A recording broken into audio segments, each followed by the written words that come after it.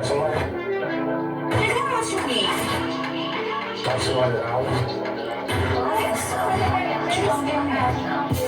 Baby, bust it down for a real nigga. Money on my mind, it's my time, and I don't feel niggas. Brand new Phantom and it's custom made. You'll never try nothing stock when you hella paid. And little mama freak you off a couple pills. Stop the honest trying to hurt down and keep it hella real. I'm a Bradfield baby, niggas so swift. I don't start drama, I can end it with the folk feel. 86 Cuddy with the T-tops. Me and Tiny Bosco, Louis to the treetop. Still got it poppin', killing smokers with that re-rock. Little homies flockin', sit rockin', got the P-hot. Llama with the long stick, split a nigga don't quit. Real on the block, and those the ones that I roam with. Day one hitters, those the one I bring it home with. Back in my zone, ain't nobody gon' the throne split. Next, give me space, let me breathe, nigga. You showing up the game, you fatigue, nigga. I get a dollar till you're down, what you need, nigga. Cause I ain't here to pressure on the place, niggas. I'm all up on my money, plus I feed niggas. Boy, you holding up my section, pass the way, nigga. Steady cutting for the cash, watch me play, niggas. And falling off a tree is how I save niggas. Ain't nobody telling niggas shit if you ain't paying me or giving me an option, nigga. I'll be in the set. New Rolls Royce with the... All right. Power Development back at y'all, man. It's been a while. Since I've been back on this thing. And first off, man, I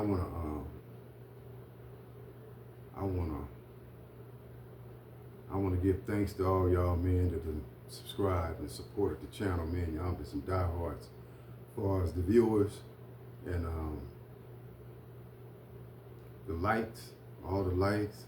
So far, almost 1,000 likes, subscribers. Come on, man, y'all gotta hit that button, man.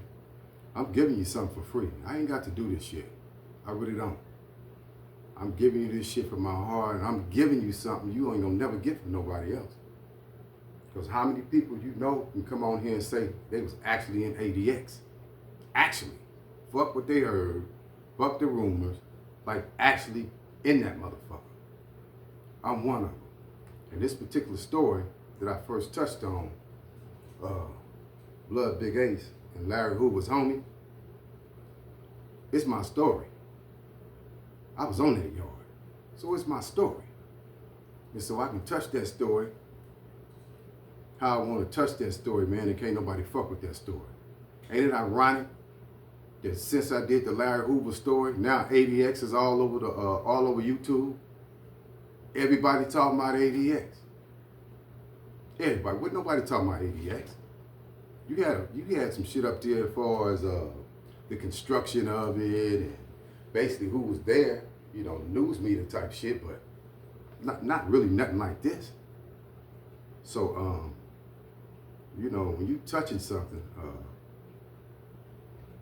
of this magnitude, especially a name like you know, Larry Hoover, man, you know, that's huge, man. You know, it just so happened that Larry Hoover happened to be part of the story, part of my story. It so happened that Larry Hoover homie just so happened to be a part of my story. It so happened that Wayne Perry, aka Silk, DC, just happened to be a part of my story. I mean, they was there, man. So, you know, it ain't no type of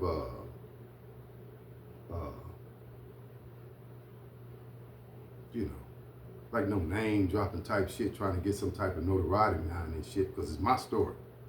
I could see if it wasn't my story. So anyway, the likes is cool, but y'all, I mean, y'all gotta subscribe, man. We could make this a lot more easier. This is why I really brought this story, man. To get these viewers, these subscribers, so I could open this thing up on the podcast and come across to y'all like that instead of doing these videos, man. So y'all gonna have to, look, we need about 100 more subscribers, man. Hit the button. Hit the button. I'm finna give you something you ain't never had before. This shit is really very important. And I need to give it to y'all, man. Y'all gotta have this. Comments, a few comments. Had one white dude come on there and say, oh, that didn't happen, woo, woo, woo. Man, if you don't get your ass out of here, I just deleted that motherfucker. Nigga, you got over 40-something thousand viewers and people leaving comments and all that, man. Ain't nobody fuck with this story.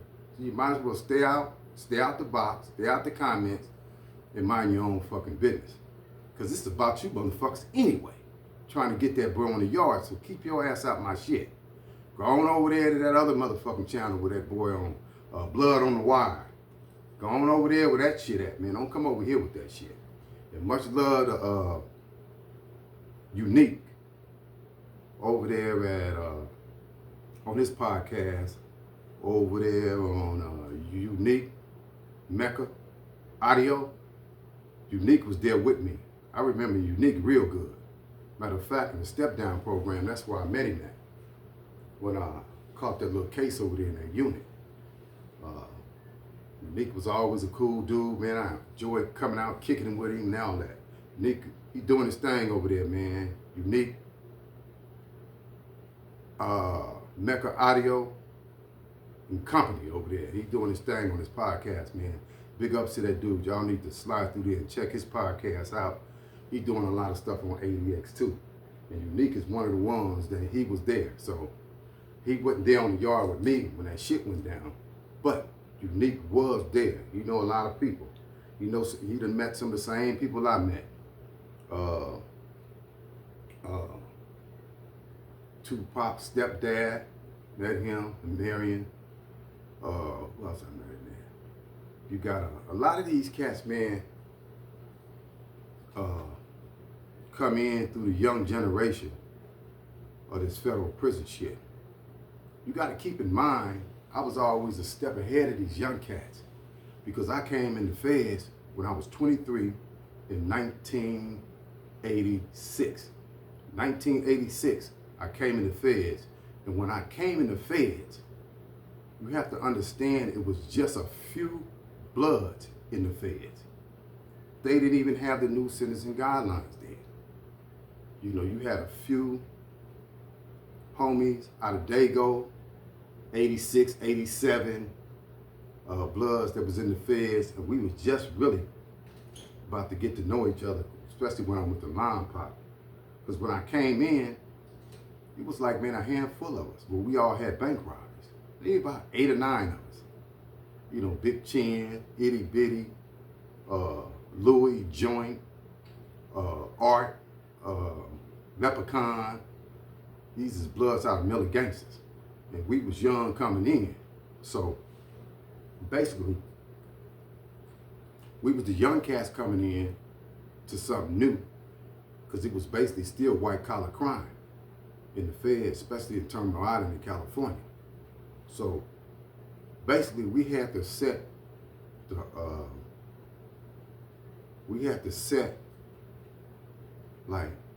the tone in the feds just coming in, because you got to keep in mind, bloods coming to the feds, that's us few in the beginning, was like new. But it hadn't really hit everybody yet. But once they came with the new sentencing guidelines, that's when Bloods and Crips start coming in, the youngsters, little by little. And some of the first people I remember specifically was Waco from the 60s. Because you had a guy out St. Louis, they call St. Louis, setting them cats up in California in 86 and 87 with drugs through the feds. He was a CI. So a lot of them cats was coming in through him, the dude St. Louis. And some more big names was the Fuller family. The Fuller family was one of the first big cases I seen come through there after I came out of Long Beach. Everybody know the Fuller, Cecil Fuller. And, you know, the rest of his people, his family and shit. So, and then Ray Ray out of Pasadena, big case. Doc Holliday, big case out of Cali. I'm talking about Cali. So you gotta understand, my story gonna be a lot different from a lot of stories, because a lot of the people that came in after I was already in. You know, you take Harry O. Harry, for instance. Harry that started Death Row. Take the homeboy Harry. Harry and them coming in the early 90s, right? Harry, Waterhead, Bo, Mario Villavano, they come in the early 90s. I was already in. And to show you how shit worked, me and Waterhead Bo ended up being cellmates in Terre Haute, Indiana, where I got kicked out of and went to Marion. We were cellies when that happened. And also, you had Mario Villavano. I basically really met Mario. He was a part of the case too. I met Mario and Marion out in the rec cage. We was on single rec. And we used to walk and talk about legal shit, legal issues, and this, that, and the other out there walking in the cages. So that's how I met Mario. So a lot of these cats that even was having money back then, they came in after I came in. And once they hit places like Lime Park or different places, I had been there, done that, gone to another federal prison because they stayed moving me. Shit stayed happening. You know, so if you was somebody out of California and you was really getting money in the early 80s and in them 90s, if you came to the feds, I knew your name. I knew where you was at. I stayed with the information, and you probably knew where I was at, and you heard of me and heard of us. You had to, because we was laying the groundwork in that motherfucker. Even though it turned out all bad, we was laying the groundwork. But I want to touch on some things for y'all, man. I'm going to label this piece Rewind. I'm going to label it Rewind, Blood, Big Ace, and Larry Hoover's home.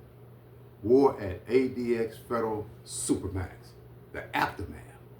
So y'all need to remember the rewind, and y'all need to remember the word aftermath. Because what we're going to do here is we're going to rewind. We're going to go back on the pieces that are done about ADX. We're going to go back on Blood, Big Ace, and Larry Hoover's homie, the war at ADX. We're going to kind of go back on that piece.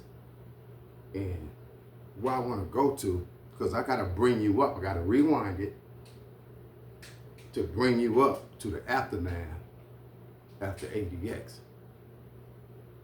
Because I need to educate y'all about some things that was going on there on the other side of the war shit, but it's all the way related. So let's go back to when they snatched me up out that unit, and they said I had an object in my hand, a weapon, and they called it an object, but they really didn't know. They just said it was an object. And I end up going to the hole when I thought I was programming up to get out of there. I got set back. So they took me to the hole. Got some people up in there, took me to the hole. And they took me to the hole, and while I was in the hole,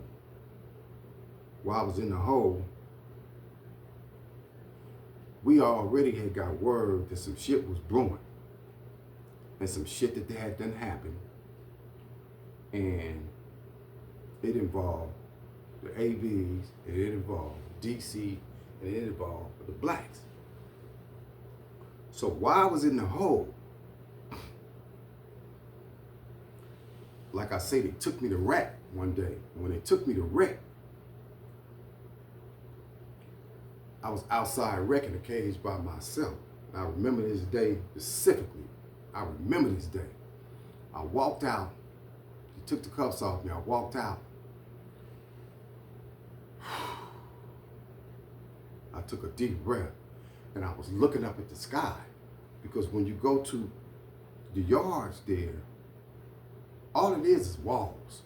And the only view you have is up toward the sky. Because it's a chain link fence all the way across the top.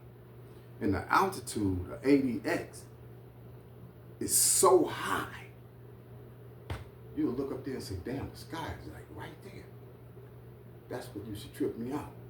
So I was thinking to myself at the time, I said, damn, man. Whew, I sure appreciate, man, just having a little sunlight and breathing some fresh air. That's a cold blessing. And I was thinking, like, a lot of people don't even look at it like that. A lot of people don't understand how blessed it is to be able to do that. And I guess really being in that place, you know, you really find yourself, and that's what be running through your head. So that's what I was thinking. And all of a sudden, I heard somebody go, "Hey! Hey!" I'm like, what the fuck is that? So I looked down and said, damn, somebody must be hollering through the drain. Hey! Big ass drain in the ground. So I get down on my knees. Hey! Hey, who is that? I said, this is Big Ace. I said, what's up? This is Barry Mills.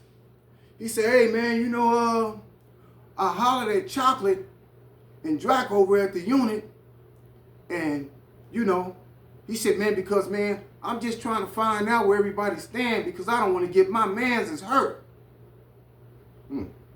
He said, because you know we had to plow, specific word he used, through the drain. We had to plow some motherfuckers in Lewisburg, them motherfuckers. So I'm thinking, I already know who the fuck he talking about. He talking about the DC cast he did that shit too, right? And I'm like, this motherfucker got some nerves, hollering through the drain to me this shit. I'm a black man. So I was like, yeah. He was like, yeah. Said some words, this, that, and the other, this, that, and the other. And I'm a fast speed forward. So what that let me know is, what was the conversation what Woody had with Drac, and what was the conversation he had with Chocolate over there? To be telling me through a drain some shit like that. I don't know, man. Come on, y'all stick with me.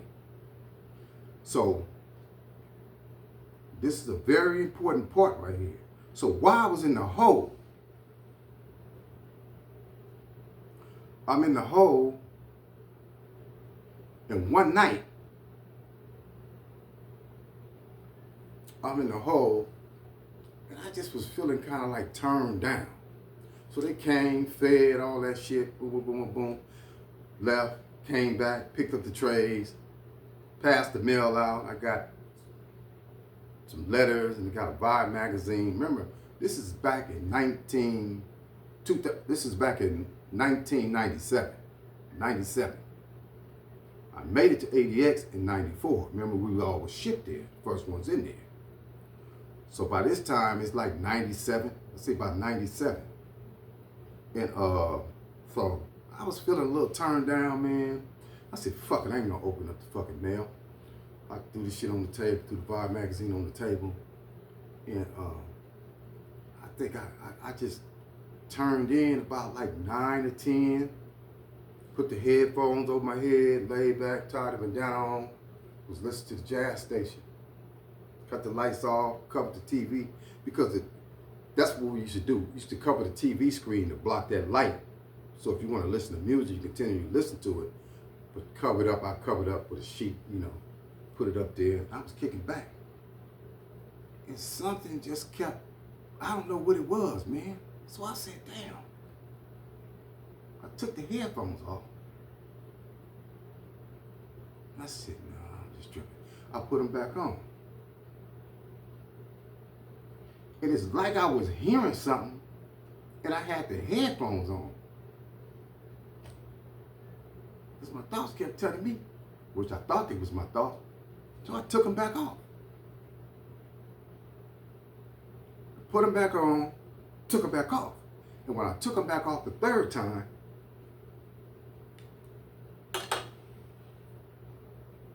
I was hearing something. And what I was hearing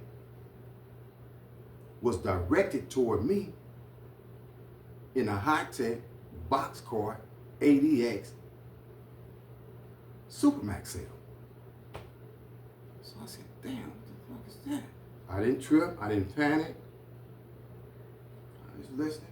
I was like, okay. What I was hearing was, I was hearing audio.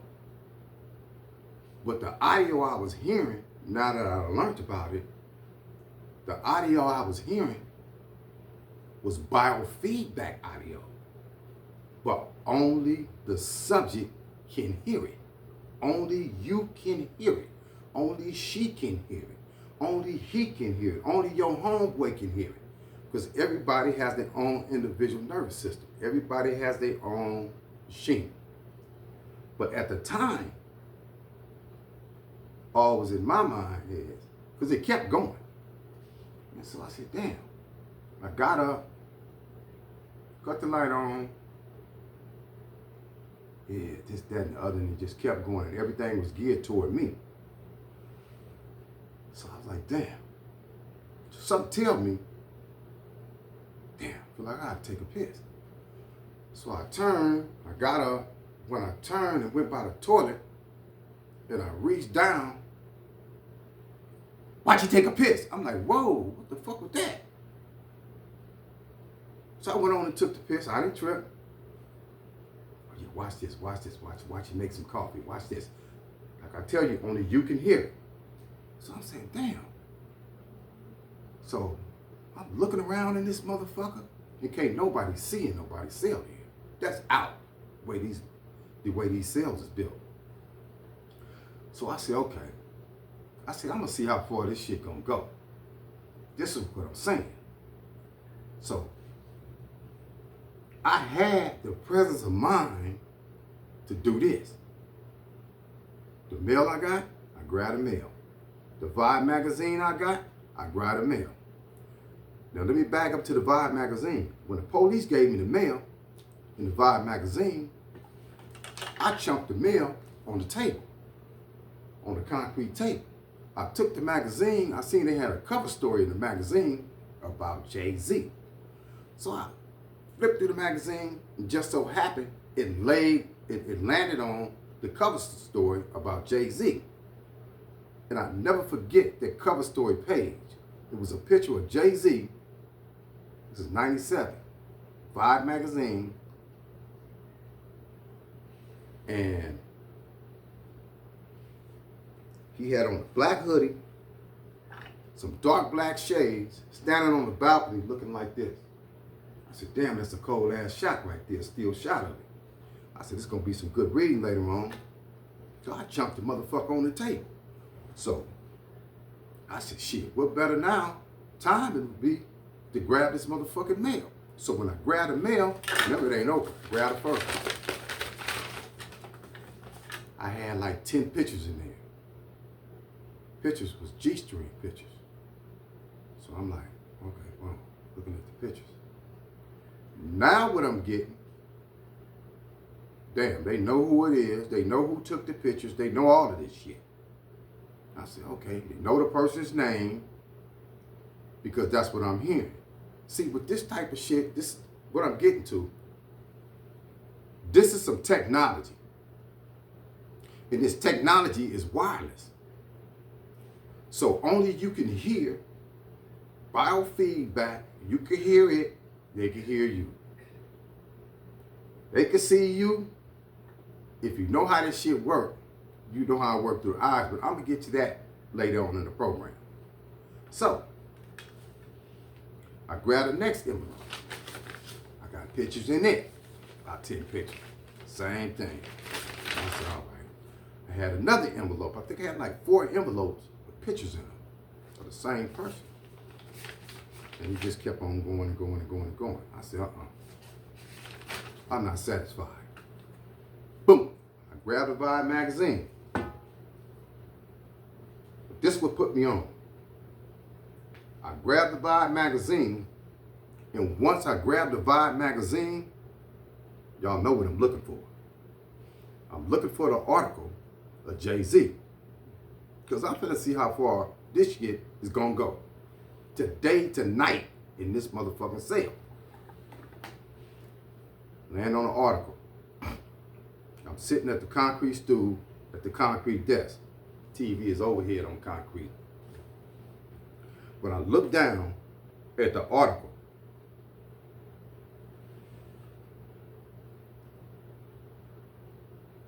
I couldn't believe it. These motherfuckers is reading everything in the article through my shit. This is when I say, whoa.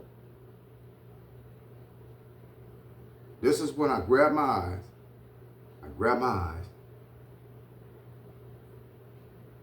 And I shook my head. I said, for real, really. I get all this motherfucking time and do this shit standing up like a motherfucking G. And this is how y'all coming? We gonna kill you, motherfucker. You would never make it out of ADX. Only you can hear it. You would never make it out of the ADX. Blam, blam, blam. This, that, and the other. Woo, woo. Only you can hear it. I mean, they ain't hiding this shit. So when I grabbed my eyes, I said, okay. Because the only thing I had to determine, since the audio was with all my movement, like when I went to take the piss, watch you take a piss just before I got my dick out. I'm like, damn, okay. So since the audio was with all my movements in there, the only thing I had to determine was, how was I being seen for them to do that? So that answered my question through the magazine. So once that answered my question, I said, okay. I said, this is some stupid ass shit, man. Why y'all just want to put this shit on me now after all this time? But as I think back, the shit had been on me. But I'll get to that too. So now that I know it's on me, I know it's on everybody else. But I think I was the first one that really peeped this shit in ADX. So after that night, so immediately what I did, and so what they started doing immediately, they was hitting me with flashes. And what I mean by a flash, they hit me with a flash. Take me back maybe 20 years. Remember that? I'm like, whoa. Man, I remember that shit. That was in the hood 20 years ago. Remember that? He was taking me back to crimes and shit, bank robberies. Remember that? I'm talking about they wasn't hiding this shit. With all the remember that and everything. The flashes, the visions, everything. I said, whoa. I said, damn. And how I determined how long this shit been on me is how far they kept taking me back. Remember that? Take me to certain prisons where certain shit happened at. Remember that? I said, okay. Oh, now I'm just really into my motherfucking feelings. This shit got me fucked up. So look what I do. I say, I guess I ain't who I thought I was. Remember that? Now they flashing the bank robbery that I'm currently in for. I said, okay. So all this shit been a program, huh? So what I do is, I'm so hot. Everything I got, I immediately destroyed. Phone book, every legal piece of paper I had, my case, I just destroyed everything I fucking had. Everything. Off the bat, I didn't play no games. I said, all right, motherfucker. What we gonna do is, I'm gonna find out how this shit really works. And what I'm gonna do is, everything I thought was me and everything I thought I knew, I don't want to have nothing to do with it no more. I ripped up everything. I said, I'm going to rebuild this motherfucker from the ground up. Everything new. If I can't memorize it, it ain't for me to have. I had to memorize everything. Don't write nothing down. Everything. I destroyed everything. Boy, what the fuck did I do that for? I chased this shit for like 4 nights. No sleep. Trying to find out how this shit actually worked. Because once they turned it on me, it was war. They was wearing my ass out. Wearing me out. So one thing led to another. About 4 days passed by. My mind was so motherfucking tired. I couldn't fight this shit back. I couldn't fight it back, man. I couldn't fight it back, and I'm still trying to learn how this shit work. They hit me with all kind of shit. So boom, I'm just taking it. I ain't saying nothing. I ain't yelling. I ain't knocking. I ain't calling for nobody or nothing. Don't nobody know what I'm going through but me. So now I get to thinking.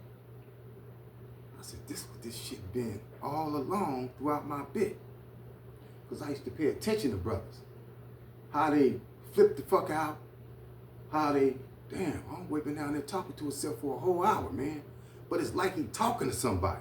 Different places I had been through, different solitary confinements and shit like that. People walking the yard. I mean, I used to see this all the time. You even see it on the street today. So I was like, damn. I said, this what this fuck this shit been on the brothers. This is what making motherfucker flip out. Cut their wrists, commit suicide and shit. So boom. So, like I say, my mind was so fucking tired after 4 days. Now the program, it's a program. Now the program is moving into sleep deprivation. And they playing all of this shit through the shit. Only you could hear it. Bamming on shit. All type of sound effects. All this shit, you know. Just to keep you up. And so now it's getting dangerous. Because I've been up for 4 days. Now everything they doing through the program, they're just doing it. They just doing it, man. I couldn't even fight the shit back. I couldn't fight it back. I would just go. That shit just, it took me down. When it took me down, it took me down. I mean, this shit took me the fuck down. It took me down. I remember at one point, I'm laying up at ABX. Just like this. I just be like this. All day, all night. All day, all night. All day, all night. And this shit never stopped. It never stopped. Never cut off. Never. All the way around the clock. It got so cold, I used to write raps. I mean, this dude named Appleby. He knew how to write music and all that. He taught me music formats, so that's how I started writing raps and songs. And I used to write the raps. And when I catch certain songs come on the jazz station, I would rap the rap that I wrote. And every time the song would come on, I would rap it till I just perfected the song, lyric for lyric. So they even was playing my songs through the program, but only I could hear it, that I was rapping on, just to fuck with me, just to torture me. So this shit deep, man, and it's going somewhere. And it's gonna be about the music business too. This shit is deep, man. It cut deep. So y'all just bear with me. So anyway, the while, he used to erase my shit, man. My shit was gone. I mean, I was a zombie. I was gone, man. And like I say, this shit never cut off, man. It never cut off. And the only thing that really brought me back, I knew every fucking recording through that shit probably 1,000,000 times. Every recording, every bang, everything they was doing through that shit. Because like I say, only you can hear it. That's the only thing that really brought me back. Then I started working myself back after a while. Once I started working myself back, I started getting up, moving around, working myself back. And while I was working myself back, they was trying different program techniques. Fucking with my breathing, all that shit, because the shit, what it does is, it clones on to the nervous system, and it clones on to the senses. It clones on to the audio cortex, It clones on to the visual cortex. It clones on to the sense of taste. And it clones on to your sense of touch. It clones on to all 5 senses. And so they was working all 5 senses. With me, it was working all 5 senses. So I was learning a lot because they kept torturing me. And when they torture me, they'll say either, nigga, what that feel like? Or they'll say, nigga, what that remind you of? Oh man, it was crazy, that motherfucker, man. This is how they was doing me, and this is how I learned about this technology. So I'm gonna stop right here, and what I'm gonna do is, I'm gonna go back to the hole after the drain. So after the drain, they sent me out to the unit. They sent me back to the unit I originally was in when I first went to ADX. So what I discovered was, when I went back to the unit, the program was still on me from the hole. And what I discovered was, the tier was a little mixed. It wasn't like that when I was there at first. They had put all the ABs on the tier. Chocolate was up there. Drac was up there. And I think the other Drac, Larry Hoover homie, was downstairs. I think Silk at the time was downstairs. So, was Silk on that tier with us? I think he was downstairs. So anyway, finally, I think after some days or something, they run rec, so I go to rec. And so when I go to rec, I'm basically, I done discovered something and learned something about this fucking technology. Well, who the fuck can I talk to? And this shit is on me hard. And what I discovered very quickly, they using this shit in ADX. And they using it on the ABs different than they using it on the niggas. So, and they have been using it on the ABs for decades and decades and decades. So that's how they build that brain, through that wave. And that wave been working this shit for a long time, so I was discovering a lot of shit. And I'm like, who can I talk to? So when I go to the yard,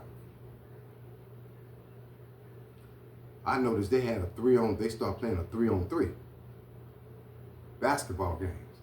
Barry Mills, 2 others homies, Chocolate, Drac, and if I'm not mistaken, Larry Hoover homie, Drac. He was out there too. He was playing the basketball too. So they was playing this and that. So I was jogging around. I was just jogging back and forth, jogging back and forth, jogging back and forth, jogging back and forth. So after the game, and y'all gotta remember, I'm turned the fuck up. I'm like turned up low key, because this technology is on my ass. And they working the sound effects through this technology on the yard. So they was doing shit like this with the technology. Say for instance,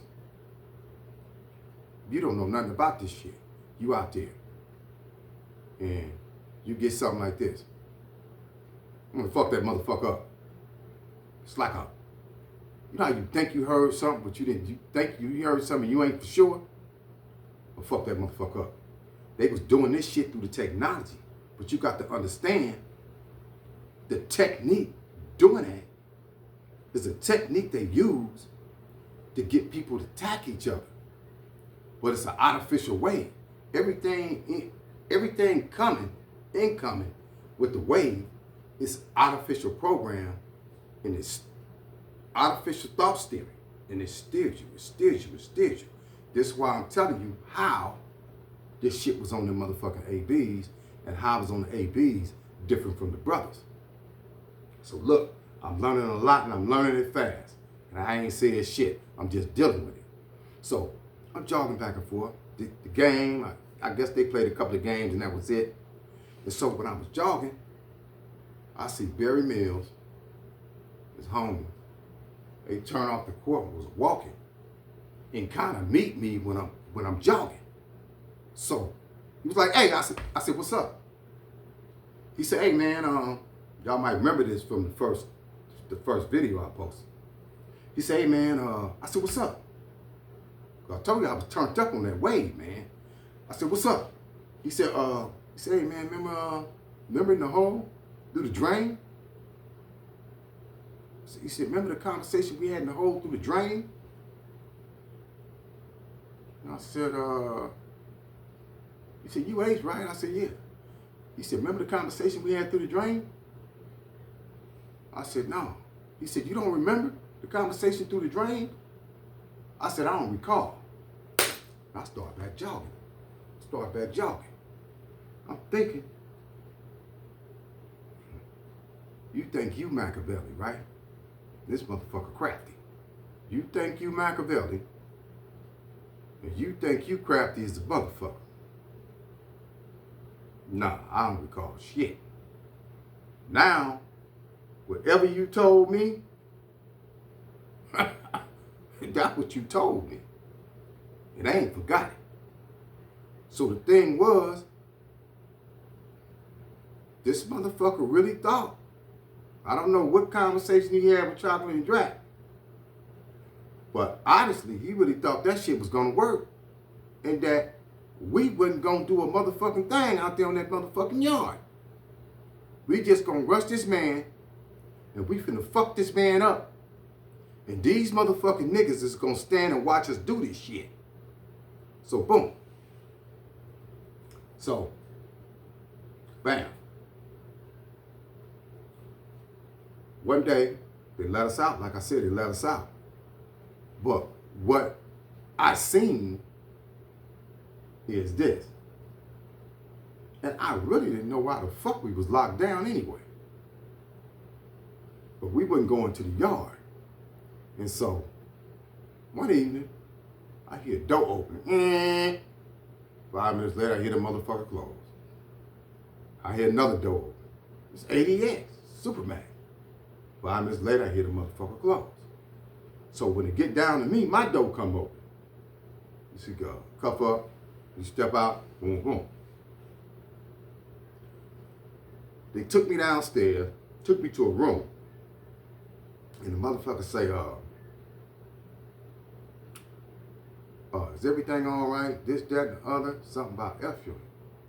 So that's what let me know why we weren't going to the yard and why them doors is open up and closing. It was calling people out, trying to interview motherfuckers. So I said, man, take me back to my motherfucking cell. So he took me back to my motherfucking cell. So sometime that week,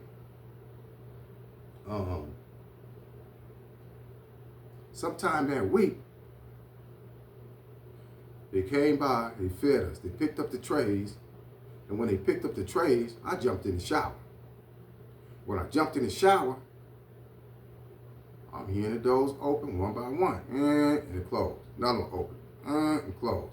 It got to my cell, and the door open. I said, what's up? We let y'all out for rec? It's gonna be cool, right? I said, yeah, man, close my motherfucking door. Close my door. Shit, next thing I know, man, about 10 minutes later, shit, they run the fucking wreck. I said, whoa, let me go and get my shit ready. So boom, came, stripped, off all that shit, took me out the yard. And like I say, when I went to the yard, I see who were already out there. No, let me back up. They took me down the stairs, and I noticed when they took me down the stairs, I seen a gang of motherfucking lunch pills. Like 20 of them motherfuckers. And I seen bomber jackets, BOP bomber jackets on each fucking lunch pill. I was like, man, so I just walked on by, took me down the stairs. When they took me down the stairs, walking, and I look, I see the warden. Let me back up. In them units we in, you might have one motherfucking police running the control booth, and every now and then, you will have 2 of them feeding, one with the stick when they open the steel door. They hand you your tray. Every now and then you might have one motherfucker because they be short of staff in that motherfucker a lot in ADX. So how that motherfucker really started off, they was running it like old Alcatraz. It kind of changed up because they was long staff. So they couldn't really run that motherfucker like that. But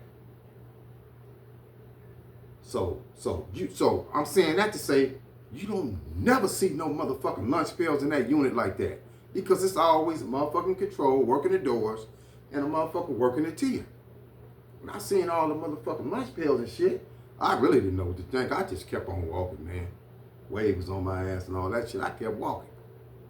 But when I looked up, I noticed the motherfucking warden was standing over there looking out the yard. It's a big ass tinted window. You could look out to the yard. He was eating policies. He was eating policies. I'm like, what the fuck this motherfucker standing in the window eating policies for? So they cracked the grill, boom, let me pass the grill, closed it, took the cuffs off, opened the steel door. I stepped out the steel door. As soon as I stepped out, I looked. Because, you know, they was putting moves down. It's a little like a blind spot right there. And when that shit was cracking, they was putting moves down like they try to do Larry Hoover now. The motherfucker be by the door when the motherfucker walk out.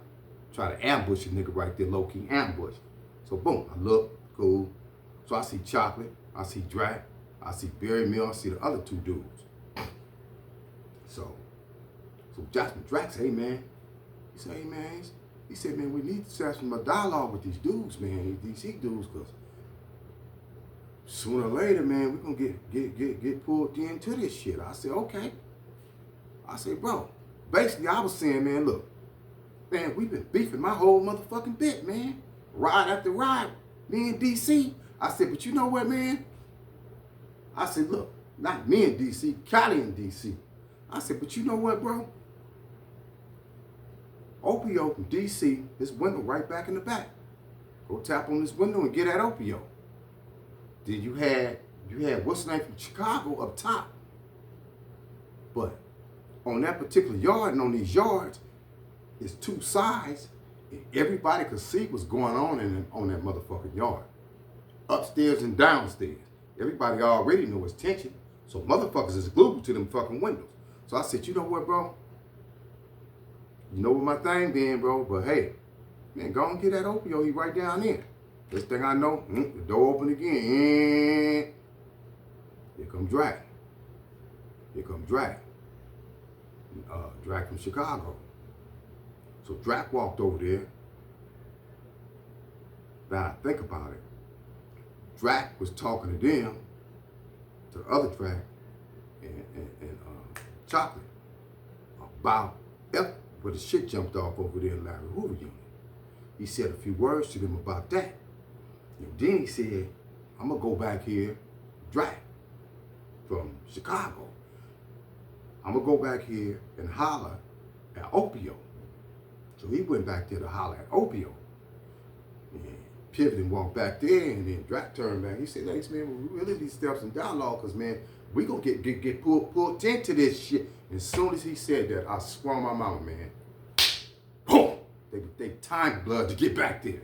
They timed Drac from Chicago. Barry Mills, them timed him to get back there. They probably, I don't know if they figured he was just walking back there, or if they figured, okay, he come back here to holler at Opio or whatever. I just know when he walked back to that back, they rushed him. And when they rushed him, I said, man, what the I ain't never talked so fast in my motherfucking life. So what we gonna do? What we gonna do? We're gonna stand here, we're gonna stand here, we're gonna stand here and kill this nigga. What the fuck we gonna do, man? Boom. That's when we rushed to the back. That's when we rushed to the back, man, and shit. I look around, shh. That motherfucker, Drac, that motherfucker could fight. That motherfucker could fight. In Chicago, I ain't gonna even lie, that motherfucker dropped dude so cold, man, and all I seen was blood. His head, he was out. First dude was out. That motherfucker was out. He just was out. So anyway, I'm gonna roll past that because I wanted to rewind this story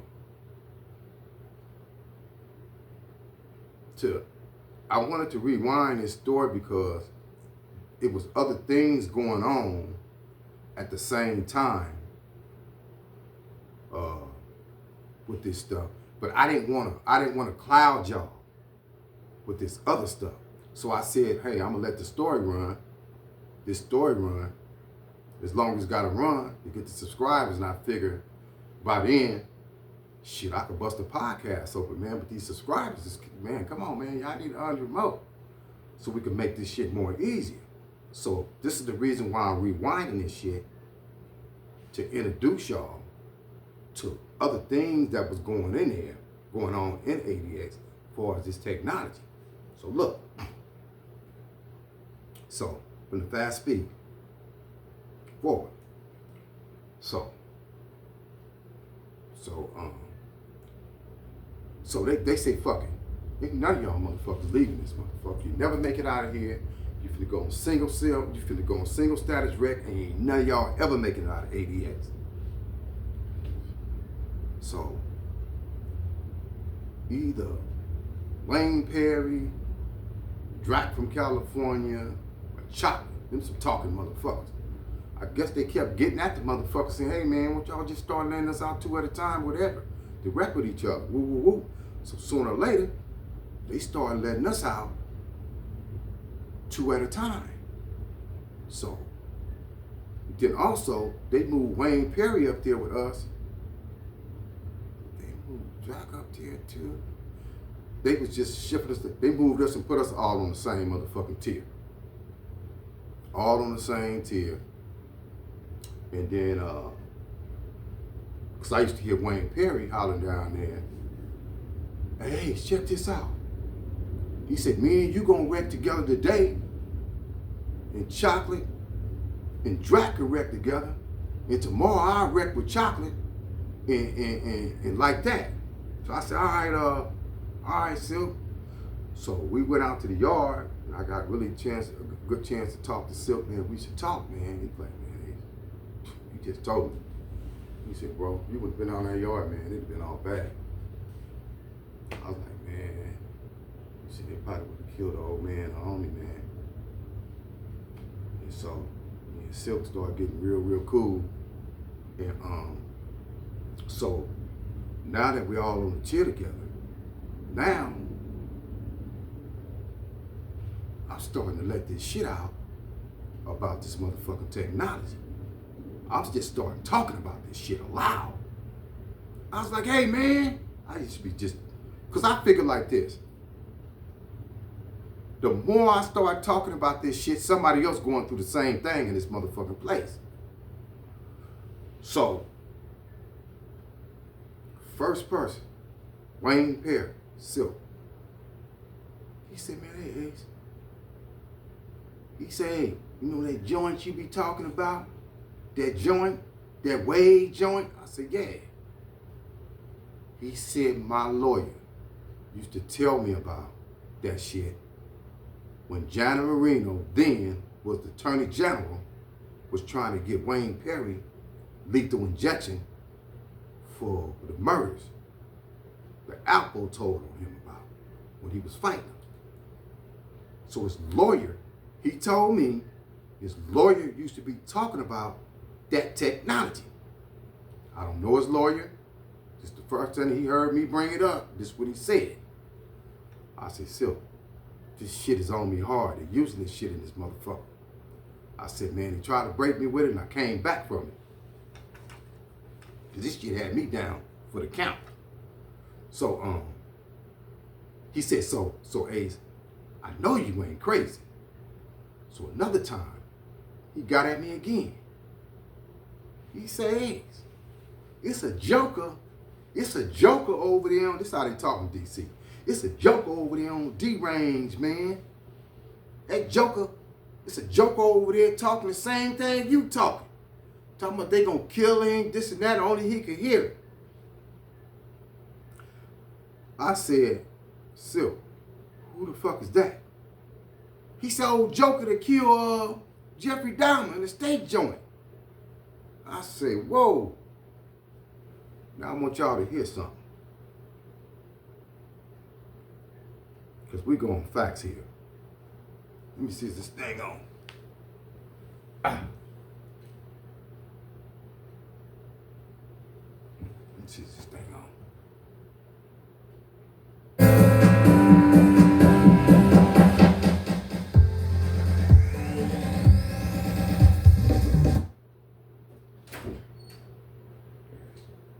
Okay.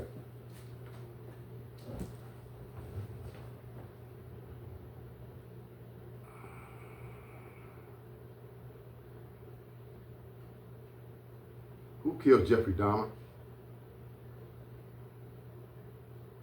Christopher J. Scarver Sr. According to Wikipedia, Christopher J. Scarver Sr. Scarver used a 20-inch, 51 centimeters, metal bar which he had removed from a piece of exercise equipment in the prison weight room to beat and fatally wound Dahmer and Anderson.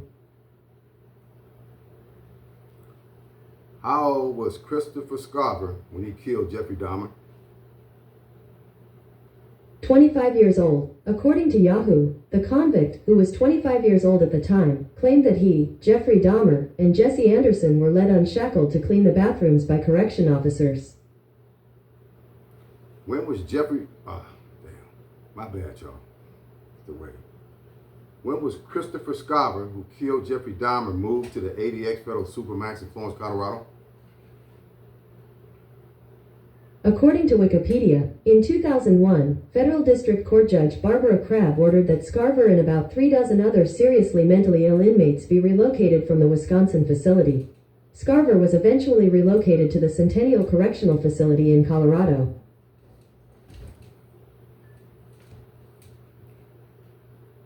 When did Christopher Scarver, who killed Jeffrey Dahmer, was placed in ADX Federal Supermax?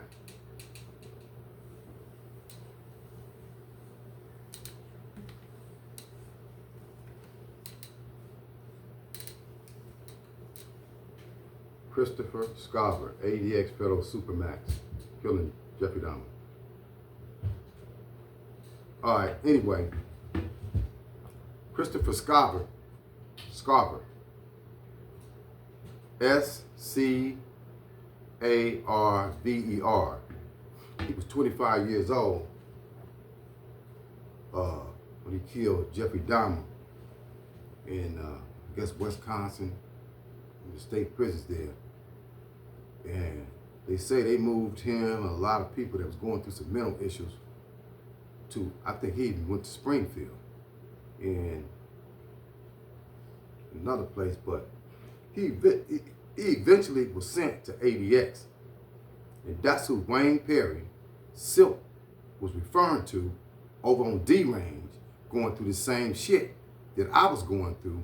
But I think I was steps and steps ahead of him because he couldn't really figure out this shit, where it was coming from, what it was, or anything. Me, I was figuring it out right away. Even as soon as I flipped that magazine open, I said, okay, they're coming through the eyes.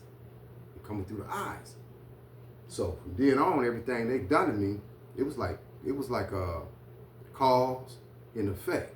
You torture me, shit, I save. You torture me, I save. You torture me to get a certain reaction, you save. So every time they saving, thinking they torturing me and steering me, I'm saving with everything they do to me, and I ain't never forgetting. So that's eventually I end up mastering the whole biofeedback wireless torture match. This motherfucker do everything to the body, man. I mean everything. Shit, man. So I end up getting good with it. So look, moving right along. So now I'm saying, okay, I ain't alone. I said, I'm not alone. So I go to rec one morning, and when I go to rec, I see they got, y'all remember this name? His name is Bryant B. Bunch. He's a federal correctional officer, the short motherfucker. He black. This dude done been every prison I went to, this motherfucker was dead. When we come to ADX, and they put us in cells and sent us to different units, first night, I wasn't there 2 hours. I hear the grill come open. Right? No, I hear the door come open. Outside door. I look up. It's Brian B. Bunch. I say, hey, man, what's going on? He said, what's going on, Sample? He said, man, I seen you come in, man. They brought y'all in on the cameras. I'm just dropping in, man, to holler at you. Woo, woo, woo, woo, woo. I said, all right, man. Yeah, he said, you need anything, man, holler, man, holler. The only black officer at the ADX Fell Supermax when I was there, when it first opened. Only one. And if I'm not mistaken, Bunch might have been, I know he was a lieutenant in Terry Hope. Because he was in Terry Hope when the shit jumped off too. He was in Lompoc while I was there. I think he was in level 1 too. But anyway, I go to rec. I see Brian B. Bunch in the control room. So they put me in inside rec. I'm in there pacing. So I hit the duress button. Yeah, what's the problem, Sample? What's the medical problem? I said, it ain't no medical problem, man, but it's a serious issue. You need to come. Y'all said, you need to get out that booth, man, and come holler at me as soon as you can. It's an emergency, man. It's some serious shit. So about 20 minutes later, I'm just pacing there. I hit a trap. He opened the trap. I stooped down. I said, what's up, Bunch? He said, what's up, man? I looked this motherfucker straight in the eye, man. I looked him straight in his eye through the trap. I said, Bunch, you know I've been knowing you a long time. I need to know something, bro. I need to know it. And I need to know the truth, bro. I said, you know I'm a straight up motherfucker. He said, what's up, Sample? I said, Bunch. I looked him dead in his eye. I said, have you ever heard of technology? See what you see, hear what you hear, smell what you smell. He looked at me. He said, yeah, Sample. He said, yeah. I said, well, man, they need to take this shit up off me because they can't break me. They done tried and tried. So he was like, man, you need anything, man, just holler, this, that, and the other. I wanted to tell that motherfucker, man, yeah, they need to cut this shit up off me, man. That's what they need to do. So, boom, that was that. So, being as though I tore up everything I had to rebuild my shit back, I didn't have no numbers. I didn't have nothing. So, some kind of way, through the chaplain or a case manager or something, I convinced them to get my mom's number out of my file or something. He brought it to me. So I called home, right? ADX. I'll never forget this. My mom's wasn't there, but my stepfather was. So I said, hey, Pop. He said, what's up? I said, man, I need to tell you something, man, and you need to know this. You need to know what's going on. I said, I know you're going to think I lost my mind, but, man, I need to tell you this, man. I said, have you ever heard of a technology? Smell what you smell, hear what you hear, see what you see. He said, yeah, I heard of it. I said, man, where you hear that shit at? He said, man, I can't talk about that shit on the phone. He said, I said, well, when you first learn about it? He said, well, he said they put it on 2 cats out of Chicago. Just what he told me. They put it on 2 cats out of Chicago. And they told on each other. That's what this shit do. Once he told me that, and once I talked to Bunch, once I talked to Wayne Perry about motherfucking Christopher Carver, who wanted to kill Jeffrey Dahmer, that was on D-Range, I said, okay, let's do this. Let's do this. Let's do this. So boom. Now, they saying, hey, you done maxed out, but you cannot parole out of ADX. So we're going to put it in your referral, and we're going to send you close to where you being paroled at. We're going to send you back to Lime Park, where you originally got kicked out of in a ride with DC. Years and years and years, over a decade ago, whatever. I said, okay. Took me there, flew me there. Fucking Con Air, whatever you want to call it, federal marshals, to Vandenberg Air Force Base, put me on the van, took me to Lime Park, stuck me in lower eye, the hole. I had 30 days left, and I left up out of there. Went to the streets. The technology was still on me. ADX was on me. Went to the streets, it was on me. I was on the streets 54 days. 54 days I was on the street from that 18-year sentence. 54 days. And when I first went to the streets, they turned the technology up on me. I knew it. I knew what it was. I knew the program because I thought I had mastered that motherfucker. They turned it up. They had me back on banks. They had me back on banks. They had me back on banks.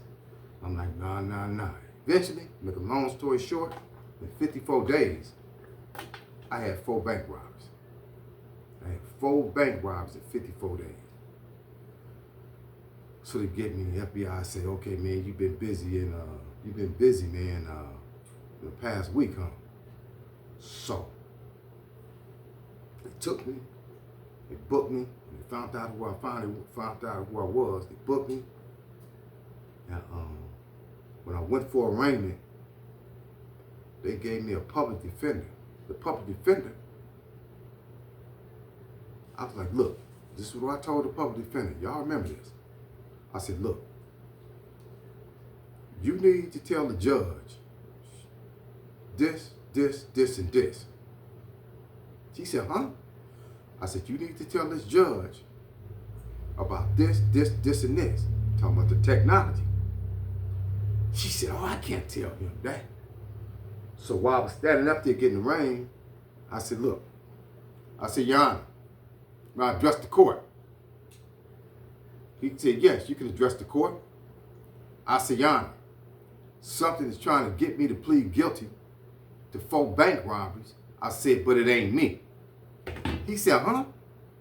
I said, something is trying to get me to plead guilty to 4 bank robberies. I said, but it's not me. He shut it down. He shut it down. He shut the whole court down. He shut it down. Next thing I knew, I was on the plane to the Federal Medical Center for Federal Prisoners in Springfield, Missouri. Those of y'all don't know what that is, that's the main, one of the main medical facilities for the feds. Like if you catch cancer, like if you dying, like if they gotta cut a leg off, that's where you go. Take John Gotti. John Gotti died at the Federal Medical Center for Federal Prisoners in Springfield.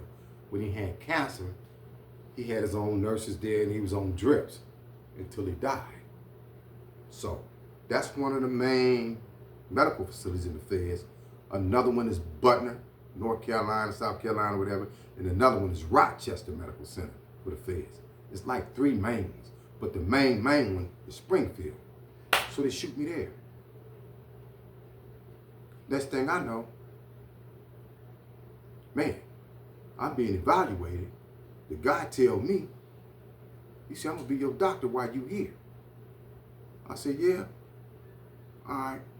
I said, why you gonna be your doctor while I'm here? I kept collecting these little pencils. They give you pencils about that big, pencils, right? I kept collecting all these little ass pencils. It got me in the hole. And I'm seeing motherfuckers walk by me in handcuffs. They taking motherfuckers, they so full of medication. They walking by, I'm looking through the door, standing in the door looking. They take a motherfucker to a shower with a diaper on. Oh, motherfucker, I said, whoa, I got to get the fuck up out of here. This shit ain't gonna work. So I was collecting all these motherfucking pencils. Collected the pencils. And I kept asking for paper. But what I did was, I wrote a manual. I took all these pencils and I wrote a biofeedback manual, a torture manual. I wrote it. I wrote what this technology was. I wrote everything it do to the body. I wrote everything it was about, thought steering and torture and all of that. I wrote a manual. So when the dude said, hey, my name is Dr. Such and Such, I'm gonna be your doctor while you here. Because what they did was they sent me there to be evaluated to determine whether or not, based on what I told the judge, whether or not I was mentally competent to stand trial on 4 bank robberies. That's why they sent me there. So they gave me this doctor. And I said, yeah, why you saying you're going to be my doctor while I'm here? You need to take this manual that I wrote up. You need to take it. And you need to go copy it and bring me a copy. And you need to keep yourself a copy. So when he came back the next morning, well, he said, hey, they about to pull you out, man. I'm going to have to cuff you up. The doctor want to talk to you. He pulled me out, boom. Took me to the back. And before I could sit down, he was with an intern, a young white girl. Before I could sit down, he had sat down. And he turned to me, he said so fast. He said, man, what did you learn this at? He said, what did you learn this at? I said, I learned it at the ABS Federal Supermax. He was torturing me with this shit there. He said, then the lady, I said, man, they're killing people through the technology, man. So the lady was like, the young girl was like, the intern, she was like, you mean they're killing people through this technology? I said, yeah. So this is what he told me. He said, look, would you be willing to take a test for me? I said, yeah, I'll take the test. But first, I want an MRI and I want to be placed in an MRI machine. So he took me back to my cell. About 5 minutes later, the lady come back, slide me motherfucking test up under the, through the thing, say he'd be back to get it. I'm saying, I just thought I told this motherfucker that if he give me the MRI, I'd take the test. So I took the test. I didn't take the test. I looked at the test. When I looked at the test, it was 500 questions. But it was a test, multiple choice, where you darken in the little dots. So I get to the, so I look at the third. I never was gonna do the test. I just looking at it. I looked at the test. And the third question on the test was, do you hear voices? I tore that shit up. I said, okay, you motherfuckers done gave yourself away with this. Even though I knew this shit was tied into mental health, and I knew it was tied into the mental health global medical facility, period, that just really confirmed my shit right there. Because the average person with this technology on them gonna be tricked. The average person, the first thing they're gonna think is that they're hearing voices. Because I told you, only the subject can hear this technology. Only the subject. You, me, her, him, you know, only the subject. So the average person gonna think they're hearing voices. You know, not only they think they're gonna hear voices, think they're hearing voices, they're gonna own the voices. They're gonna call them the voices theirs. But me, it was different. I knew it was a program. I'm playing on a different mental platform with this shit, because I done been through so much shit and seen so much shit that the place they put it on me at ADX, come on, man, I peeped the shit out, man. I peeped it through the magazine. So I said, this is how y'all coming. And another thing was, they wasn't hiding. They was with the nigger shit through this shit, still is today. through the whole nine. So they wouldn't hide it. So it wasn't, it's like really with no puzzle. You know what I'm saying? To figure out. So after that, he came back, asked for the test. I told him I tore it up and flushed it down the toilet. He said, why did you do that? I said, man, you motherfuckers ain't being truthful with me. I told you to give me the MRI. So that was that. Fast forward. Man, I ended up being a study case at Springfield, Missouri for 6 years without no trial. 6 years. They wanted to drug me. I said, man, I don't take medication. They wanted to drug me. So I said, I'm fighting this shit. So my lawyer, she got an investigator. I forgot to tell you about that boy. I'm gonna have to back up on that. Investigate all this shit. So when they was trying to drug me, I put down these witnesses.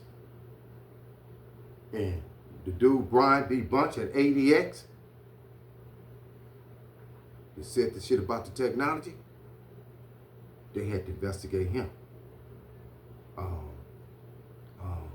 Let's see, Brian B. Bunch, Wayne Perry, what else has something? They had to go back.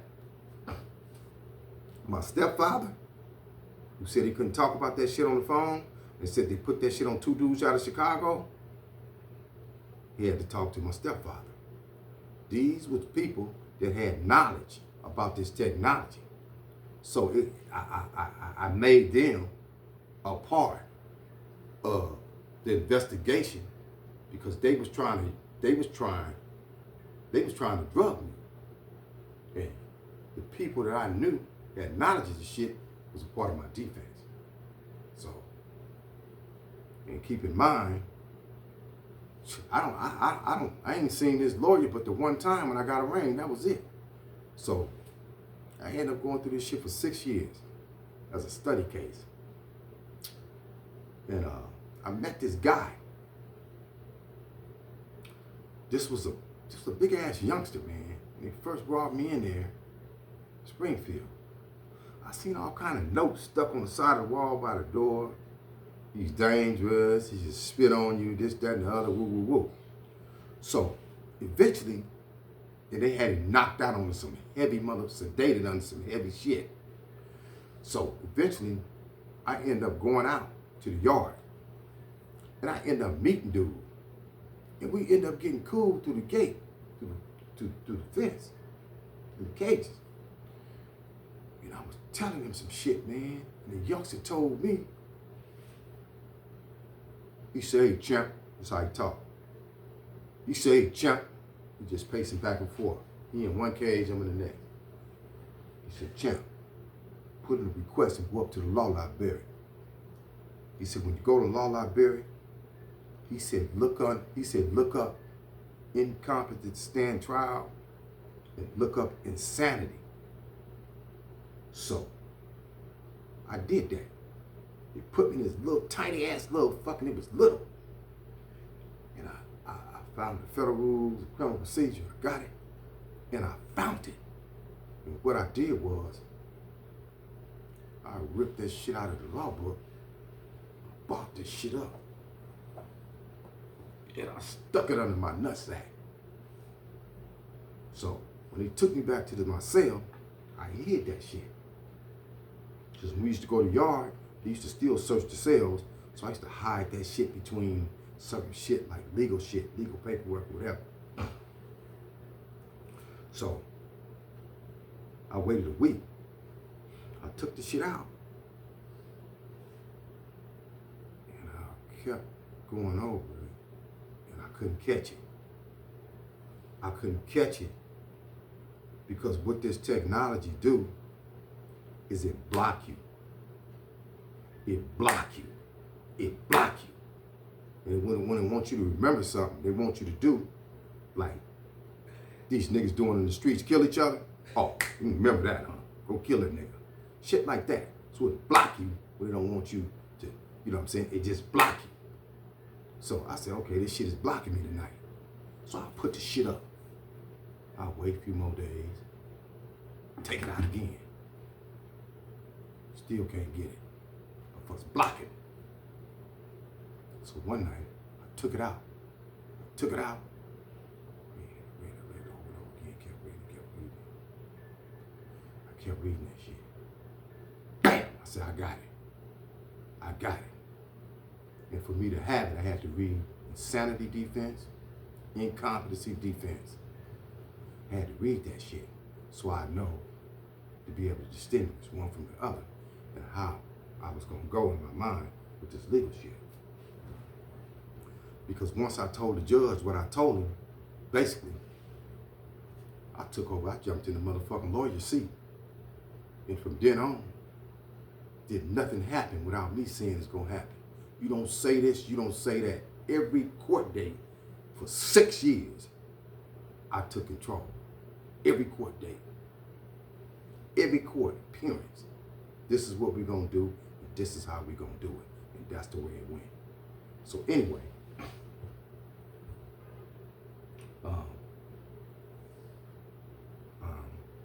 after that,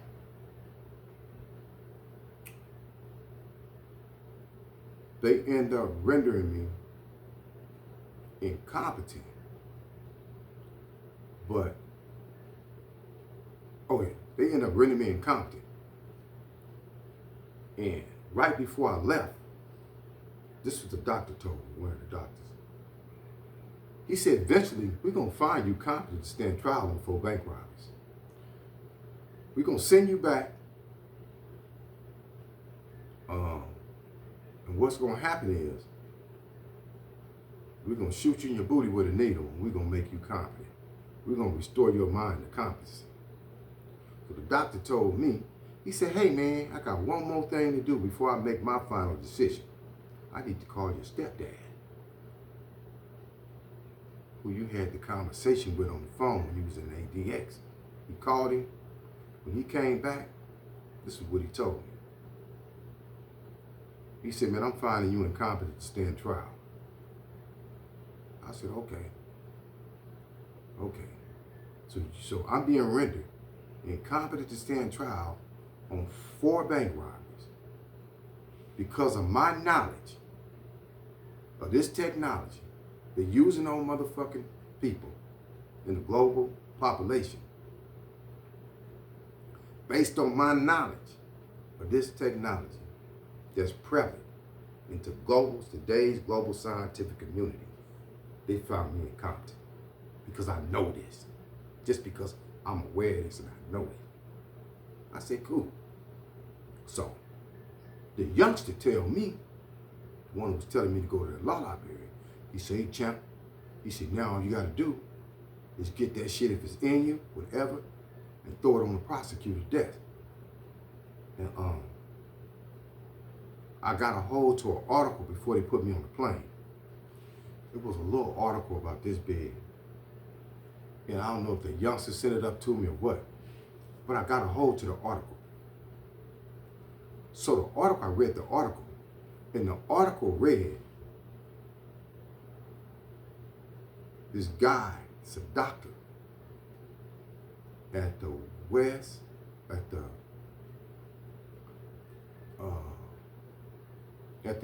the institute. It's located in Boston. It's a university or something. Institute. It's a doctor there, was there at the time, named Richard Young. And what the article was about, it was about this Dr. Richard Young. He had created this chip.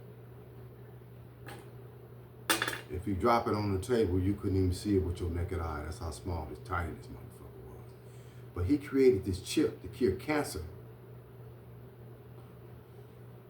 on a global scale to revolutionize the medical field, to cure cancer. Because what this chip do is, it cut the cell off, on and off, like a light switch to cure cancer. So that's the article I had. I forget how I snuck it back on the plane or whatever I did.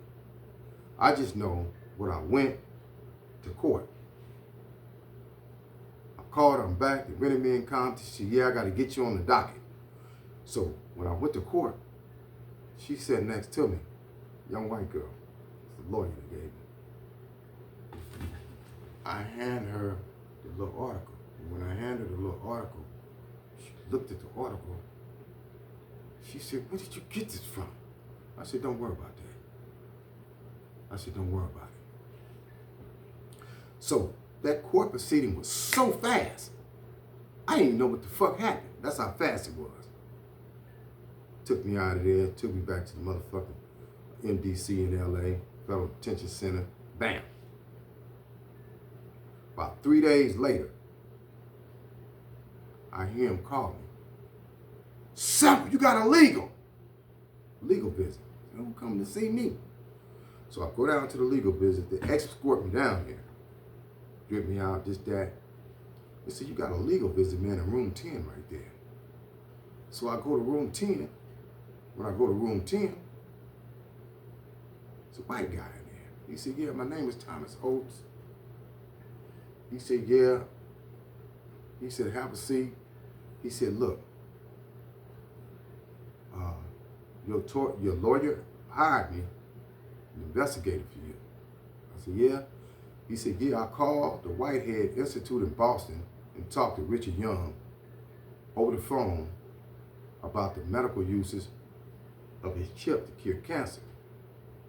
And he said he created the chip to cure cancer to revolutionize the medical field on a global scale. I said, hold it right there. I said, hold it.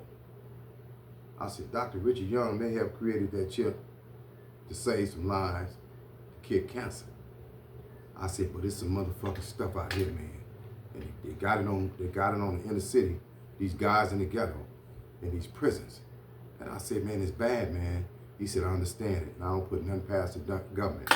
He said, we gonna find it. Shit, man, that dude, man, I was educating that dude so cold. He was finding all kind of shit from the 70s, from the 60s, all the way up. He was finding shit. So anyway, I end up going back to court. And so this is what the judge told me. This is about 6 years later. He said, look, today I need to ask you some questions man to man, and I need you to answer those questions as truthfully as possible. So he asked me, he said, do you hear voices? I said, no, Your Honor. I said, I don't hear voices. I said, what I hear is audible. He said, audible? I said, yes, sir, Your Honor. Loud enough to be heard is what audible is. It's loud enough to be heard. So he said, loud enough to be heard. He said, so what do they be saying through the chips? I said, Your Honor, no, not chips. I said, program. He said, He said, let's talk about this program, son. And this is what I'm telling you right now. I got the transcripts of the court proceedings. That's why I've been going on these podcasts, and it's just blowing them away. Everything that I'm telling you right here, right now, on this video, I got the court transcripts. And I'm bringing this shit to wake y'all up on why this country and these ghettos and these niggas is going in the direction that they're going. Because this is the way they run in the country, on automatic, through this wireless technology on niggas. It's digital slavery. So now, let's move ahead. So, he asked me, the judge, he said, what do they be saying through the chips? I said, no, Your Honor, not chips, program. And I told him they say all kind of shit through this shit, to torture you, to do all kind of shit, to say all kind of shit. And he goes, even commit crimes? I said, yes, sir, Your Honor. Oh man, this shit just gets deep. So basically, what he ended up doing was, He also asked me where did I learn this from. I told him the ADX Federal Supermax. That's in the transcript too. So what he ended up doing was, he said, look, prosecutor was like, man, fuck that. Let's just gonna do me anyway. He was like, no. He said, what I'm gonna do, man? Say this man been play acting in my court for 6 years? Huh? That's what you want me to do? So what he ended up doing was, he said, look, this is what I'm gonna do. He said, this man been dealing with this stuff for about 6 years. No trial. Federal court. He said, what I'm gonna do is, he said, I know everything about this man. The past 6 years is a study case through psychological reports. The only thing I don't know about this man is whether this man is a danger to himself, a danger to the community, and a danger to other people's property. He said, what I'm going to do is, I'm going to send him back to Springfield. And for Springfield to make the determination on his dangerousness. And if this man is found not to be a danger to himself, found not to be a danger to the community, and found not to be a danger to other people's property, he said then release him back to the community. That's what happened. 4 bank robbers, release him back to the community. I went back, walking around that motherfucker for a minute. Ain't nobody saying nothing to me. So, what happened was, there's another guy I met at Springfield. He was a doctor, he was old, tall, he was a dentist. He was fighting incompetency too. And he used to always tell me, when we'd be outside walking in the cages, he said, sample, he walked with a hunch in his back. He said, keep saying what you're saying. My case is in the Supreme Court. It's going to help you. I'll be damned. This man named is Sell. Sell. The case is Sell versus United States. S-E-L-L versus United States. And it deals with forced medication. Y'all can Google the case. And that's the case that stopped. That put a stop to these people trying to force medicate federal pretrial detainees. I was a federal pretrial detainee because I was not convicted. I was fighting. I was dealing with whether or not I was incompetent to stand trial. So I was being held as a federal detainee. And that's the way I characterized myself during that whole run. A federal pretrial detainee. So the Sell case that come back down from the Supreme Court, highest court of the land, on world news, it came out. So when they took me back to court, their hands was tied. They couldn't drug me to try to make me competent for trial. Because the Supreme Court come down with the first case and said that's a no-no. Sell versus United States. So, they sent me back. My investigator said, look, I'm about to retire, man. He said, but if you need me,